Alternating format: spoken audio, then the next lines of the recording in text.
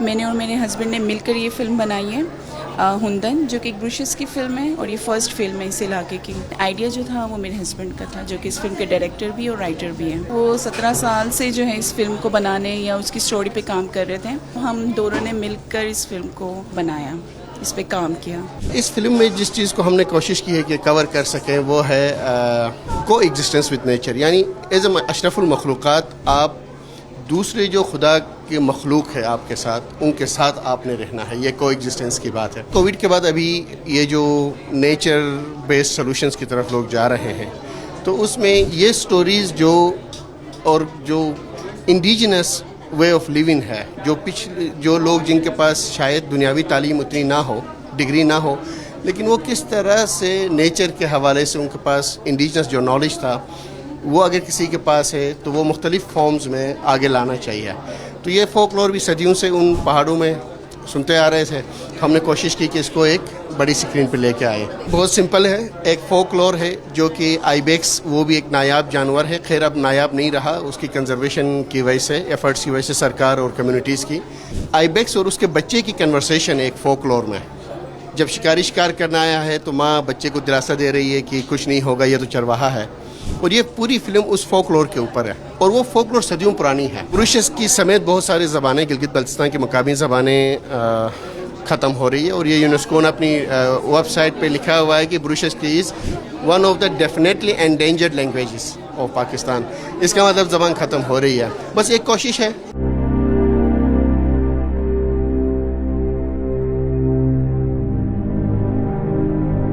Jeke yaran shehinu jua yobam da daruke chabam. Chishbun yakalni asmanimi ke yada mi rude gashibim. UNESCO ने भी ये declare किया हुआ है कि ये लैंग्वेज बहुत कम अरसे के अंदर ये इंडेंजर्ड हो सकती है। सो कि एक तरह से कल्चरल हेरिटेज को जो हमने बीन लैंग्वेज, उस लैंग्वेज को प्रमोट करने की या उसकी प्रिजर्वेशन के हवाले से भी ये फिल्म जो है वो उस एस्पेक्ट को भी देख रहा है। सो कलेक्टिवली कल्चरल एस्पेक्ट है, उसमें वाइल्ड लाइफ प्रिजर्वेशन है, उसमें क्लाइमेट के अगेंस्ट आपकी रिजिलेंस वो है आपका, फिर नेचर के साथ आप किस तरह से रहते हैं। तो बहुत सारी चीज़ों के ऊपर जो है ये फिल्म बनी है। हमारी लैंग्वेज के ऊपर जो है वो एक गाना है, या उसको एक फोक लोर कहें, ठीक है।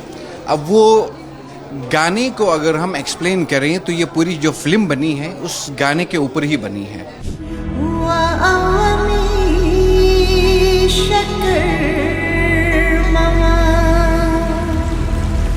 पहली फीचर फिल्म है जो कि ब्रूशेस की लैंग्वेज में, जो कि हमारी मदर टंग है, उसके अंदर शूट हुई है।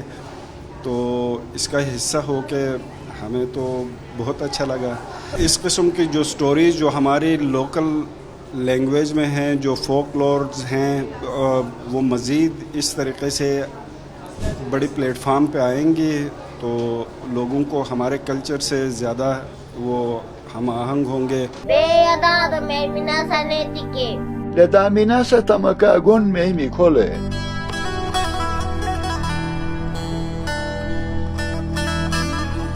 स्ट्रगल जो हमने फेस किया वो ये था, एक तो क्लाइमेट चेंज की वजह से ये शूट जो इतनी लंबी चली, जो कि हमने एक्सपेक्ट किया था कि 2 वीक्स में जो ये शूट कंप्लीट हो जाएगी, जो कि 1.5 महीने में हमें खींचना पड़ा।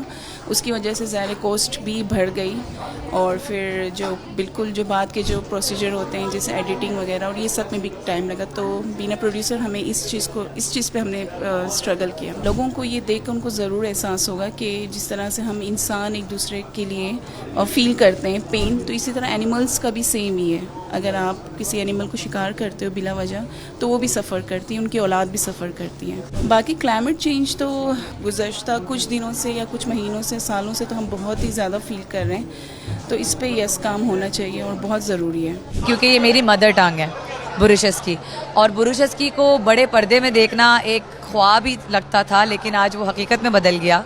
किसी भी कल्चर का एक हिस्सा जो है वो उसका बहुत इम्पोर्टेंट हिस्सा जो होता है वो उसकी ज़बान होती है।